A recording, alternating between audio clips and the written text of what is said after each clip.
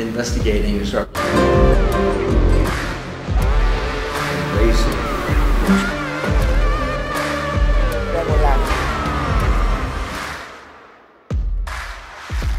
That made them or memories. We want to thank. Hello and welcome. My name is Ruth Guajardo.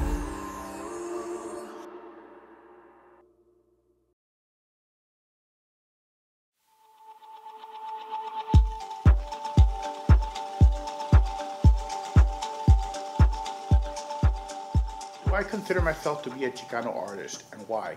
I do consider myself to be a Chicano artist. I've always been very comfortable with the word. Growing up, some of the biggest influences on me and my own art were Chicano artists, people like Luis Jimenez, Cesar Martinez, Carmen Lomas Garza in particular. Their work was always inspirational to me, and I draw a lot of my own ideas from the work that they themselves have done, and also going with the idea that the word Chicano itself, it's ever evolving, it's ever changing. What was the Chicano experience from the 60s, 70s, 80s, 90s? It changes to the way it is today. You know, it's made up by different cultural events, political events, social events, and all these experiences that we go through. They build up what the word Chicano, Latino, Hispanic, whichever word you want to use, is today. What inspired me to become an artist and pursue a career in art? One of the things that I always loved growing up, I always loved comic books, I always loved just art in general. And I always knew how to draw, I loved to draw. And what happened is I saw a couple of things. One, I saw an art exhibit by Cesar Martinez, which featured his Vato series. And that really kind of drew me in. I was drawn to his work and the way he would take all these characters, his personalities, and put them on canvas. Carmen Lomas Garza is a storyteller, and her work, seeing it first in books, was one of the things that really also inspired me to go off and do my own stories and create them and become a storyteller myself through art. So those are just two of the individuals that really inspired me. Another person that inspired me also, gave me my work ethic when it came to art, was a professor of mine, Will Martin from college at UTPA, now it's UTRGV. But you know, he always challenged me. He would tell me, like, you did a great drawing, but I feel like there's a story that goes with this drawing. And what else can you do to it? What else can you add to it? What else can you add other images that correspond to this drawing? And basically, he's the one that taught me, pushed me to work on the idea of doing things in a series, where it's different images that are telling the same story or trying to carry a message across. Well, I started drawing since I was a kid. I tell people my first canvases were paper bags. From the grocery store, I tell kids, whenever I present to kids, I tell them once upon a time there was a thing called paper bags, which of course now everything's plastic at the grocery store. Crayons and paper bags were my first sketchbooks, if you will. And also from there, junior high, high school, I always loved to draw.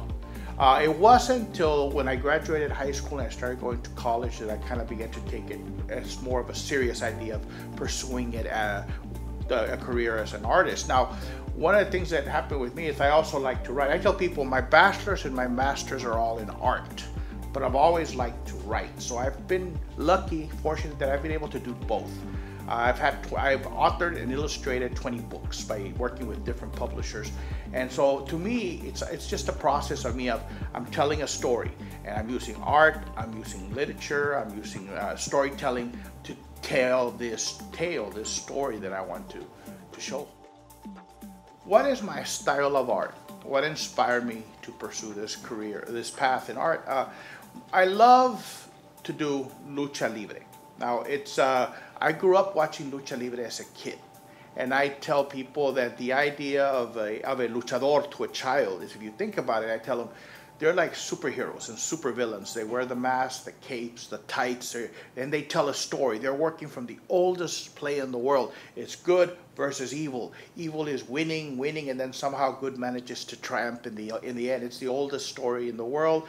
It's El Teatro de los Pobres, the theater of the poor. And so what I do is I take a lot of these characters, a lot of these luchadores, and I incorporate them into my work where they take on the role of heroes, villains, space invaders, political commentaries, the luchador as a hero, as a folk hero, as a cultural hero, as a political hero. And basically the idea being that they wear the mask and that anybody, you take on this other persona, this other role, and you become a fighter for justice or for civil rights or what have you. And I kind of take those themes and I use them a lot in my work. Some of the work that I'm best known for is my luchadores, my lucha libre heroes and villains, and even in the writing. About half of the books that I've written and gotten published with Arte Público, Cinco Puntos, Liendo books, have a luchador theme to them, including Lucha Libre, The Man in the Silver Mask, a picture book that kind of told the experience of seeing Lucha Libre through the eyes of a child, which to me, I tell people, when it comes to luchadores, the best way to see it is through the eyes of a child, because they are literally superheroes and supervillains come to life, but they're real people. They're not drawings in a comic book. It's flesh and blood people wearing the masks, the costumes, they're taking on this bigger than life personalities.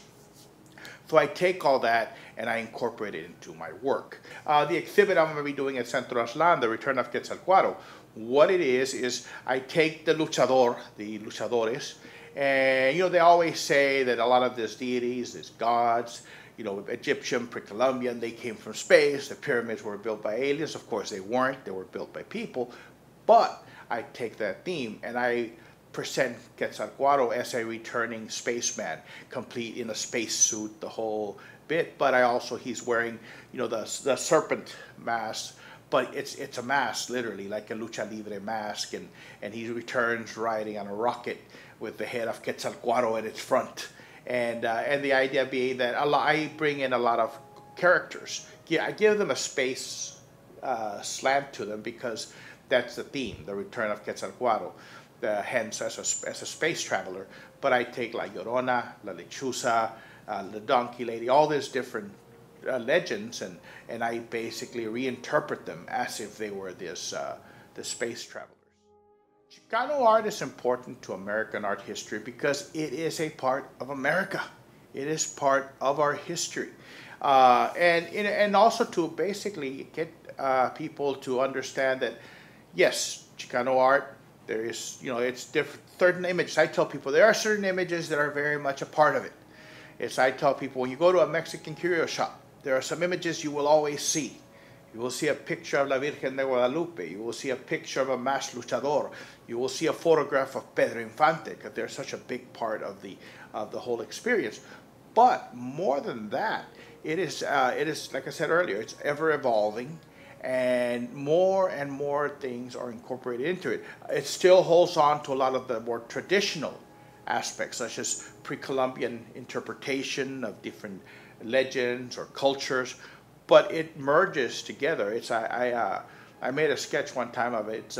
It's a person dressed like Quetzalcoatl, but they're on a cell phone, which is like basically it's the merging of what was together with what is, which will lead to what will be. Any personal obstacles that I have experienced? I mean, I grew up in the valley, in the Rio Grande Valley, and at the time there was not a lot of venues for where to show your art. So, like I told a friend of mine a long time ago, I said, when the venues aren't there, you have to go to where they are. I tell people that, when I was trying to get published as a writer with my own illustrations, my own stories, I mean, me and some friends of mine, I mean, we were also wanted to be writers, and they have gotten published since. I mean, we would get in our car, 4, 5 of us, we would drive for 4, 5, 6, 7 hours to go read at a place where basically we're reading there for like 15 minutes each tops, and then you go back to the valley where we grew up. But it was one of those deals, why do it? They say, well, because you never know what's going to happen. You never know who's going to be there or who you're going to meet. And it's all about connections. Like I say, if the venues are not there for you, you go to where the venues are. You got to go to from McAllen, you got to go to San Antonio. You got to go to Houston, Austin, Dallas, El Paso, California, wherever you have to go. You have to go out there and find the venues, get the exposure, because I tell people, you never know what's going to happen. I mean, the way I got published is I went to go read at the Latino Family Book Festival in Houston. And while I was I read for 15 minutes. It was my friend Tony Diaz was the one that was setting up the event. He invited me. I read, and it was just a reading. But while I was there, I had been trying to get published for 8 years with no luck. I was there. It just so happened that Dr. Canelos, the president of Arte Público Press, the largest publisher of Latino literature, was there. And he heard me, and we had a conversation. I tell people it sounds really dramatic, but the whole conversation was probably like 5 minutes. And it ended with him telling me, here's my card, call me. I called him, and from there we got into a conversation about my stories, the illustrations, and that's how I got my first book published. And it opened the door to more books with Arte Público and Cinco Puntos and Lee and Low. And, but it was just like I said, you have to, if the opportunities are not there, you go and you find them. And to me, so like that's one of the obstacles that, well, really one of the major obstacle. If the venues weren't there, if the opportunities weren't there, you go and you find where they are.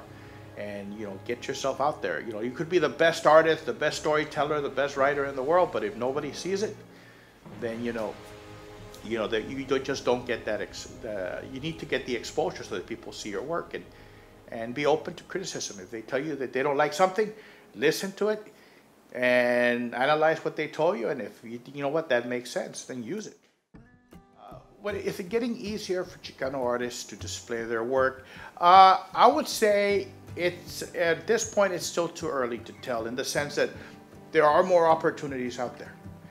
You know, I tell people places like Centro Aslan, places like the late Gallista Gallery, places where people, you could show up with a portfolio of your work, show it to them, talk to them about it, and hopefully, if all goes well, end up with an opportunity to exhibit.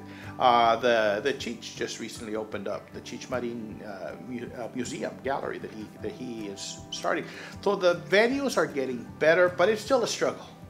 It's still a struggle in the sense that, you know, it still comes down to the individual. You have to go out there and promote your stuff. You have to do the effort to network. And I tell people it's about networking. It's, you know, yes, you drive for 5, 6, 7 hours and you feel like I'm here for like 20 minutes and things don't always pan out, but it's part of the process. You have to be your own biggest advocate. You have to advocate for your work, because your work's not going to advocate for itself. You have to go out there and sell them on what you're doing, and show them why what you're doing is important. So like I said, there are more opportunities, but you know, you can never say, oh, there's enough opportunities, because no, because then you stop. It's like somebody saying, you know, I've gotten as good as I'm going to get. Don't ever say that, because then you really will not get any better, because in your mind you think, well, I've reached as good as I can be. No, you can always be better. You can always learn, because life is an experience. And all the people you meet, all the things you go through, all the things you experience, they become part of you, and they make their way into your work, into techniques and mediums or themes you might use. My work deals a lot with cultural issues, such as, you know, the experience of growing up Hispanic, Chicano, Latino in the U.S. I do touch a lot on themes that, you know, we see them all around us. Like I tell people, how many of you have seen a lucha libre mask? And I go, oh yeah, I've seen a lucha libre mask. But then you go into the symbolism of it, the meaning of it, the history of it. You know, I tell people, you know, about the man in the silver mask, the El Santo, el Enmascarado de Plata. And you see people say, I remember seeing that, I remember seeing that. And for the kids, it's something new. I also touch on political issues, such as the current goings on between voting rights, civil rights, you know, basically, you know, just people that are trying to keep you from reaching the goals that you want to reach, and the fact that the world is changing. And I tell people, they say, oh, they talk about, oh, the way things used to be. Well, the way things used to be were not always great for everybody. You know, it was like, you know, to have been Latino in the 1950s, you know, was, you know, kind of rough.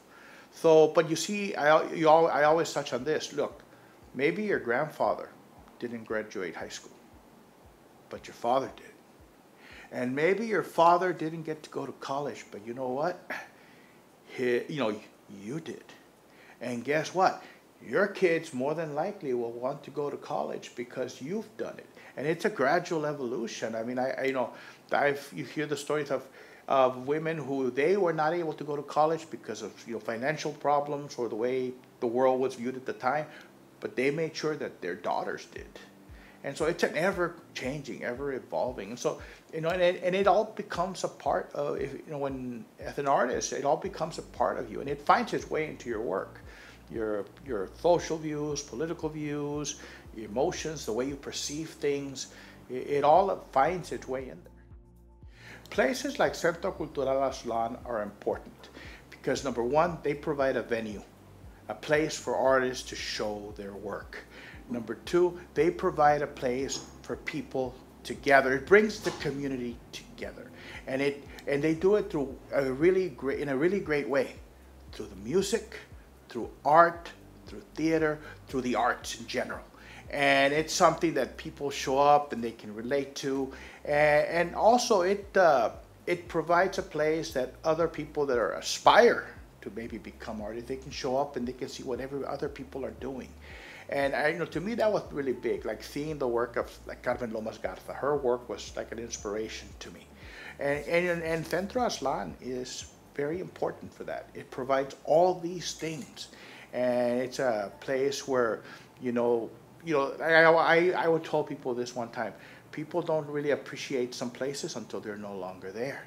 If the day ever came when it wasn't there, its absence would be felt.